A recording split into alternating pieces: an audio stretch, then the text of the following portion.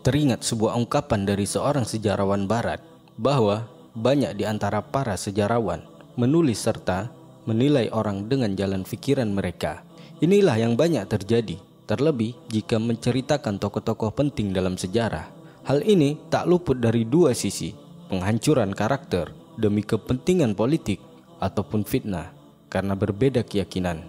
Tepat pada tahun 2015, sebuah petisi dibuat untuk mengganti nama jalan Aurangzeb di Delhi, seorang penguasa Mughal yang sangat kontroversi, salah satu pelaku penyiksa paling kejam dari kejahatan barbar, tidak manusiawi, tidak berperi kemanusiaan di India.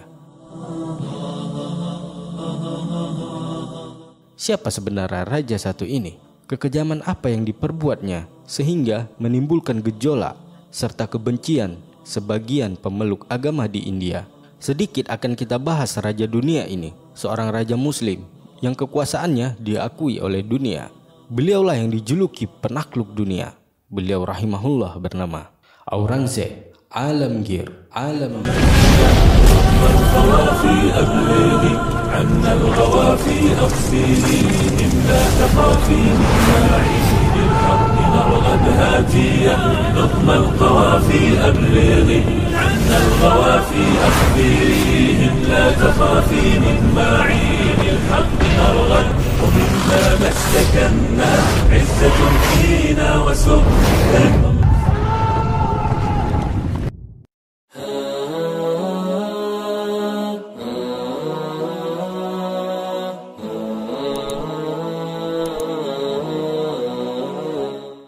Jika Anda menyebutkan penguasa terbesar yang pernah terlahir, maka inilah salah satunya.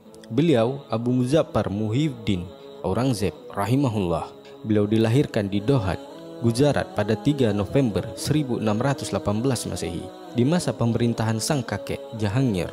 Beliau putra ketiga dari pasangan Khurram atau Pangeran Shah Jahan dan Mumtaz Mahal, sama seperti Dara Shikoh, Shah Shuja dan sang adik Murad. Aurangzeb menempuh pendidikan yang cukup baik.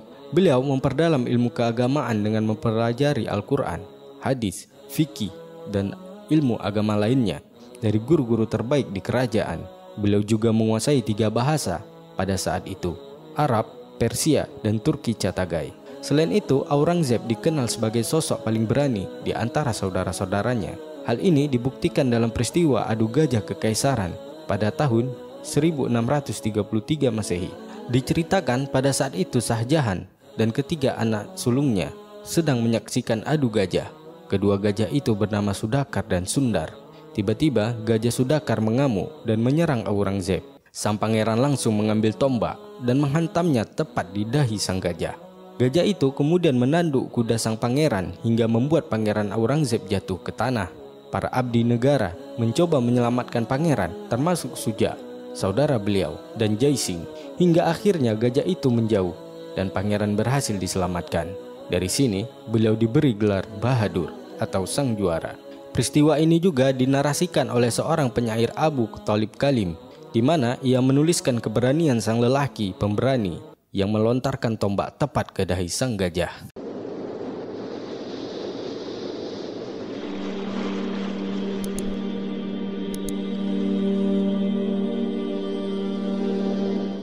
Seperti yang kita ketahui bahwa Zahiruddin Muhammad Babur adalah pendiri dinasti Mughal setelah kemenangannya atas Ibrahim Lodi dinasti Delhi di pertempuran Panipat pada tahun 1526 Masehi. Kerajaan muda ini sempat direbut oleh Farid Shah yang kelak mendirikan kerajaan Sur serta bergelar Sher Shah pada tahun 1540 Masehi. Kekalahan Mughal ini membuat Sultan Humayun mengembara untuk menjalin kerjasama dengan kerajaan-kerajaan lain. Ia pergi ke Marwar dan Singh. Di Singh inilah Raja Akbar dilahirkan. Pada tahun 1544 Masehi, Sultan Humayun menjalin kerjasama dengan dinasti Safawiyah di Iran. Beliau mendapat bantuan oleh Tahmasp, putra Ismail As-Safawi. Sementara kerajaan Sur bergejolak akibat perang saudara sepeninggal Raja Sher Shah. Memanfaatkan keadaan, Raja Humayun berhasil merebut kembali kekuasaannya pada tahun 1555 Masehi. Perlu diketahui, terdapat sebuah informasi bahwa Raja Humayun berfahaman Syiah. Pernyataan ini tidak terbukti. Perlu diketahui, Raja Humayun terpaksa menjalin kerjasama dengan Safawi, tapi dia tidak menanamkan akidah Syiah dalam hidupnya. Beliau wafat pada tahun 1556 Masehi akibat jatuh dari tangga. Kebiasaan beliau bersujud ketika mendengar suara azan dan dimakamkan di Delhi.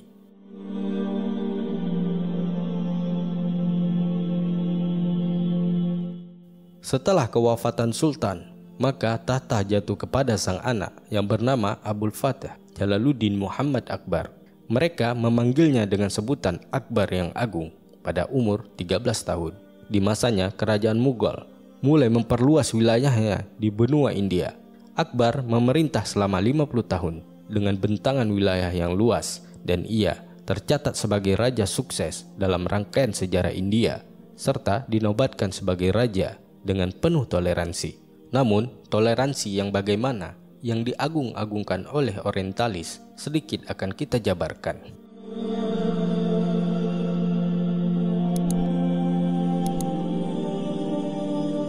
Dijelaskan dalam sejarah, pada awalnya Akbar dikenal dengan kesalehan dan kesederhanaannya. Sultan Akbar juga sangat menjunjung tinggi ilmu. Bahkan sejarah mencatat di masanya keilmuan India mampu menandingi Eropa yang kala itu mulai maju.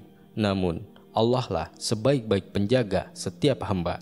Kecintaan Akbar bukan hanya terhadap ilmu yang ia yakini, namun ia juga menyerap keyakinan agama-agama lain seperti Hindu, Kristen, Jesuit yang dibawa pada tahun 1578 Masehi. Belajar dari pemerintahan sang ayah demi mengantisipasi banyaknya pemberontakan dan mengukuhkan tahtanya, Sultan Akbar banyak melakukan kebijakan-kebijakan politik yang baru. Di antaranya, ia memahami banyak masyarakat Hindu di bawah pemerintahannya. Maka, ia membuat kebijakan yang menguntungkan mereka, seperti tidak boleh memakan daging sapi, melarang nikah muda, melarang khitan atau sunat. Bahkan, Sultan menikahi 2 putri Hindu dan berkhutbah mengenakan simbol Hindu, menghapus jizyah, dan yang lebih mencengangkan, ia menciptakan keyakinan baru yang disebut Dinillah, sebuah keyakinan campuran antara Islam, Hindu, Jesuit, dan Zoroaster. Keyakinan ini dinilai batil oleh ulama, termasuk ulama-ulama di sana. Sempat terjadi perlawanan oleh ulama, namun Akbar berhasil meredamnya. Di masanya, para penyanyi, penari bebas di ruang kerajaan. Hal ini terus berjalan hingga masa sultan berikutnya, Jahangir.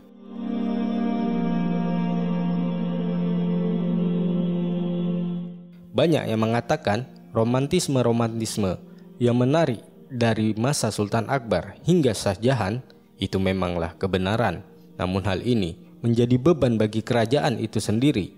Para raja banyak menghabiskan uang demi kepentingan pribadi, termasuk kenikmatan dunia, sebagaimana Shah Jahan yang terlalu fanatik akan keduniaan, menghabiskan kas negara, menghiraukan syariat-syariat yang harusnya dijalankan dengan baik. Belum lagi pertikaian antara penguasa, sebut saja seperti Akbar dan saudaranya Mirza Hakim. Bahkan Jahangir pernah diperangi oleh Shah Jahan, namun mampu diredam dan didamaikan.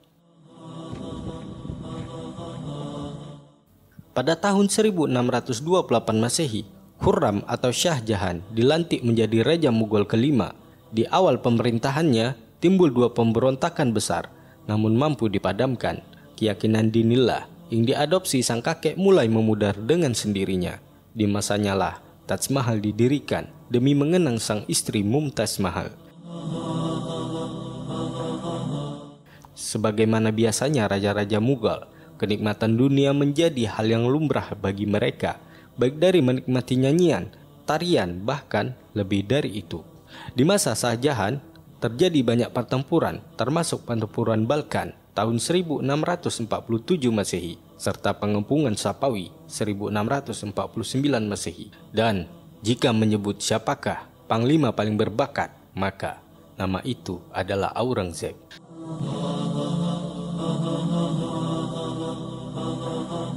Dalam sejarah dijelaskan, Shah Jahan sangat menyayangi putra sulungnya yang bernama Dara Shikoh.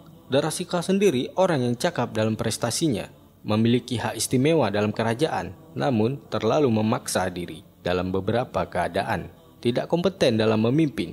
karena gemerlap kemewahan yang diberikan melupakan kewajibannya sebagai pewaris tahta. Pemikirannya tidak beda jauh dari pendahulu-pendahulunya. Ia banyak mengadopsi paham liberalisme dan menganggap bahwa ia arif kamil, yakni orang yang mengetahui hal langsung dari Tuhan. Tentu hal ini dalam hal akidah tidak dapat diterima.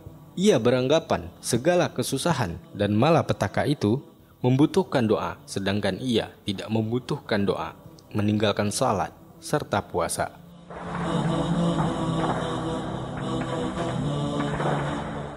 Perlu diingat, Mughal adalah negara yang berasaskan kepada Islam. Jika suatu hal yang melanggar dalam syariah, maka dalam sistem kerajaan waktu itu sudah pantas untuk dihukum.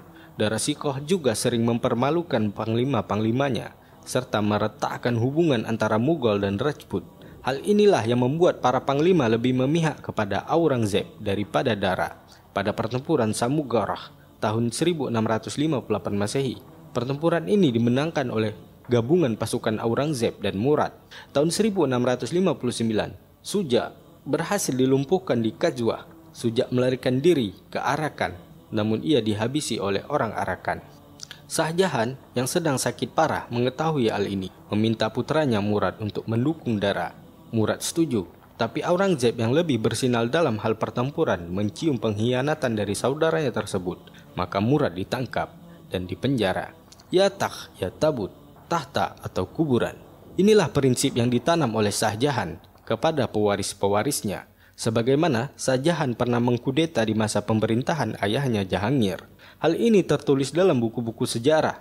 Dara Shikoh sebelum dieksekusi, Aurangzeb bertanya kepadanya, jika posisi ini dibalik, apa yang akan ia lakukan? Maka Dara menjawab, tidak lain sama seperti yang dilakukan Aurangzeb. Kerajaan-kerajaan Islam setelah masa Khulafaur Rasyidin memang memiliki kelebihan dan kekurangan yang signifikan.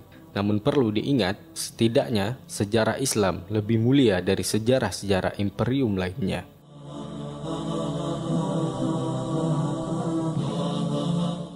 Tidak benar jika Aurangzeb sangat membenci ayahnya. Meskipun di masa sang ayah menjabat, Aurangzeb sering dikritik. Namun Aurangzeb juga sering mengirimkan surat permintaan maaf kepada sang ayah di penjara. Bahkan, suatu waktu Shah Jahan sudah diputuskan untuk dihukum berat, seperti hukuman mati atas hal agama dan masalah khas negara. Jika bukan Aurangzeb yang membela sang ayah. Shah Jahan wafat pada tahun 1666 Masehi akibat sakit yang ia derita. Maka setelah melalui 3 perang saudara, Aurangzeb dilantik menjadi penguasa ke-6 Mughal dan dijuluki Alamgir atau penakluk dunia.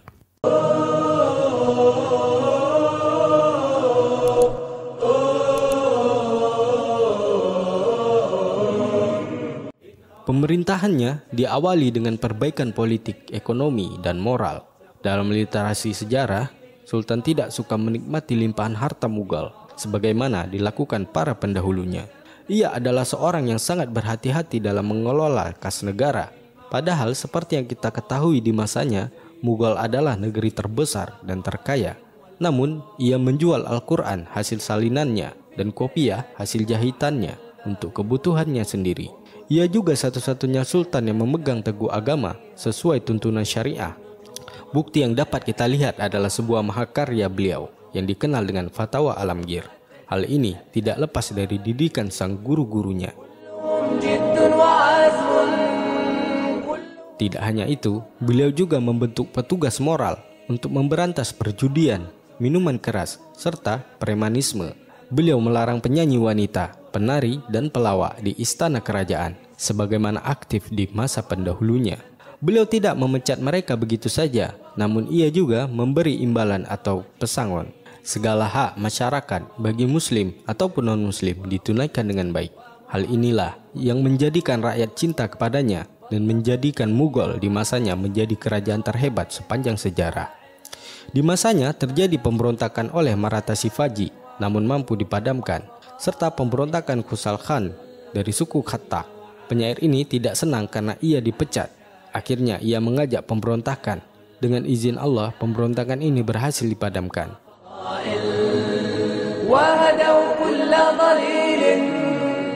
Ekonomi India melaju pesat. Peradabannya dikenal di seluruh dunia sebagai kerajaan terhebat dan terkaya pada saat itu.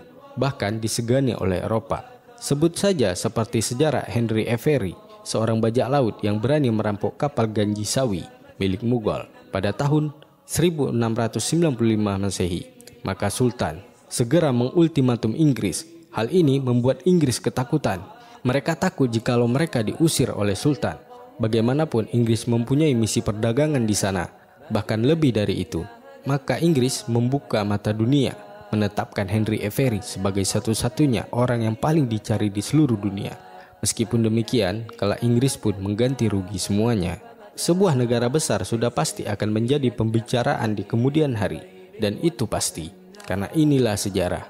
Namun yang aneh ialah, sebagian orang menyamakan kehidupan sejarah masa itu dengan kehidupan ia masa kini, sehingga ia akan menafsirkan sendiri sejarah itu atas apa yang ia rasakan.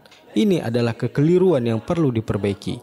Terlebih gerombolan-gerombolan yang memalsukan sejarah demi kepentingan pribadi, politik, dan agama.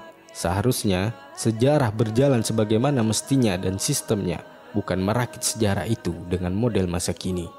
فاقتفوا آثار جيل للمعالي سطرا إن أردتم أن تكونوا شامة بين الورى فاقتفوا آثار جيل للمعالي سطرا جيل زيد وأسيد ومعاذ والبراء.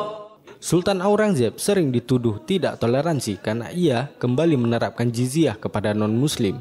Jika jizyah dipermasalahkan, ini bentuk kekonyolan. Yang harus Anda tahu adalah muslim juga dikenakan zakat 2,5% dari pendapatan mereka per tahun. Jizyah bukan upaya menyerap uang rakyat untuk kekayaan pribadi, melainkan untuk menjaga, melindungi rakyat non-muslim dari kelaparan, menggaji para tentara untuk kestabilan negara. Bahkan non-muslim tidak diwajibkan jizyah jika ia tergabung dalam ketentaraan, jika ia miskin, masih anak-anak, serta orang tua renta. Maka pertanyaannya adalah, negara liberal mana yang bisa kita jumpai di masa kita kini? Rakyat menikmati kesejahteraan dari negaranya tanpa harus menjadi tentara. Bahkan negara-negara masa kini akan menghukum siapa saja yang tidak mau membela negara dalam situasi darurat. Sedangkan negara muslim hanya menerapkan jizyah dari minimum pendapatan sebagai ganti rugi perlindungan negara bagi rakyat sipil, serta tidak memaksa mereka, khususnya non-muslim, untuk melindungi negara dari ancaman.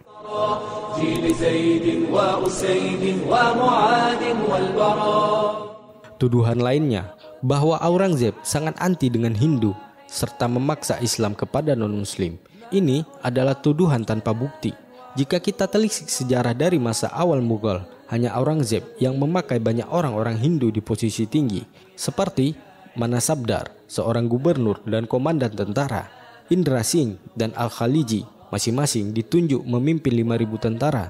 Bahkan Arjuji dari Shivaji ditunjuk memimpin 2.000 tentara. Padahal Shivaji dikenal dengan pemberontakannya, Kabir Singh, Armanat, dan masih banyak lagi. Bagaimana mungkin Sultan menempatkan mereka jika Sultan bukan orang yang toleransi? Mungkin saja Sultan sudah dikudeta oleh orang-orang ini. Memaksa non-muslim bukanlah tipe Sultan-Sultan Mughal. Oleh karena itulah kita dapati bahwa dari masa-masa Mughal, Islam selalu menjadi minoritas hingga kini. Perlindungan terhadap non-muslim sangat signifikan. Jikalau Aurangzeb dituduh radikal, sudah tentu India bukanlah negara mayoritas Hindu, melainkan Islam. Chikadevaja Modeyar adalah raja dari kerajaan Mysore yang paling populer. Kerajaan ini dalam bidang ekonomi, khususnya pengelolaan peternakan, mencontohi Sultan Aurangzeb. Raja Hindu ini menjalin diplomatik dengan Sultan Aurangzeb demi melindungi kerajaannya dari serangan luar serta melindungi umat Hindu.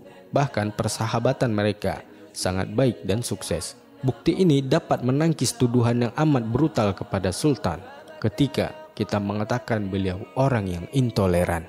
Tuduhan lainnya ialah bahwa Sultan banyak menghancurkan kuil-kuil Hindu. Hal ini menimbulkan kebencian hingga hari ini. Jika Aurangzeb berniat untuk menghancurkan paksa kuil Hindu untuk membangun masjid di sana, mungkin tidak akan ada tanda-tanda keberadaan kuil di India saat ini. Sebaliknya, Aurangzeb telah membuat surat wasiat untuk banyak kuil di Banares, Kashmir, dan di bagian lain negara itu dengan tulisan tangannya sendiri. Fakta yang relevan dari properti Debotar dan Brahmotar dari candi-candi ini dan daerah sekitarnya memberikan kesaksian tentang hal ini bahkan hingga hari ini. Perlu diketahui bahwa kuil-kuil yang dihancurkan Aurangzeb kebanyakan menjadi tempat politik, pemberontakan kepada penguasa. Dr. Patabi Siramaya menjelaskan terdapat kegiatan tidak etis di kawasan kuil Hindu. Beberapa raja Hindu mengeluh akan hal ini kepada Aurangzeb tentang kesucian kuil Hindu yang sudah dirusak oleh mereka. Karena hal ini, Aurangzeb memerintahkan untuk dirobohkan. Perlu diketahui, Aurangzeb juga pernah merobohkan masjid di Golconda, India Selatan yang berpaham Syiah. Hal ini dikarenakan Raja Kutub Shahi tidak memberi upeti sebagaimana biasanya. Sang raja beralasan keuangan yang tidak stabil. Namun mata-mata Aurangzeb memberi informasi bahwa sang raja Syiah ini mengubur seluruh hartanya di bawah masjid.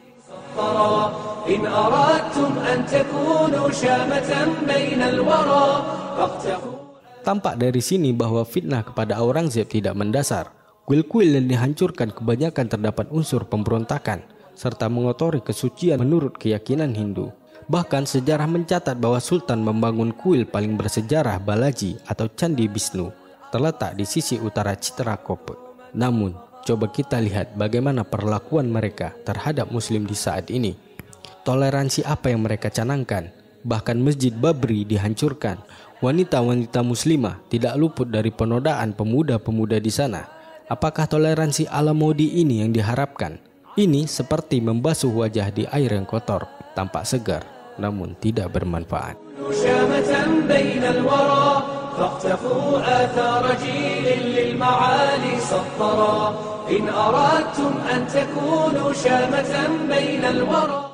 Bahkan musuh-musuhnya mengakui bahwa Sultan Aurangzeb Alamgir menjalani kehidupan yang sangat biasa dan saleh. Dia mengucapkan selamat tinggal pada semua jenis kemewahan. Dia tidak mengambil sepeser pun dari pendapatan kerajaan untuk pengeluaran pribadi atau keluarganya. Kaisar mencari nafkah dengan menyalin Al-Quran dan menjahit peci. Bahkan upacara terakhir Kaisar dilakukan dengan menggunakan penghasilan pribadinya sesuai keinginannya. Merupakan kejahatan yang tak terampuni dalam sejarah jika kita memfitnah karakter yang mulia ini atau menghapus nama dan mengubahnya menjadi monster yang hingga saat ini diadopsi oleh orang-orang yang tak bertanggung jawab. Tidak ada satupun sejarah yang tercatat penyatuan negeri India melainkan di masa Mughal. Seharusnya mereka sadar itu. Dan bagaimana literasi sejarah ini bisa berubah? Insya Allah akan kita bahas di episode kedua.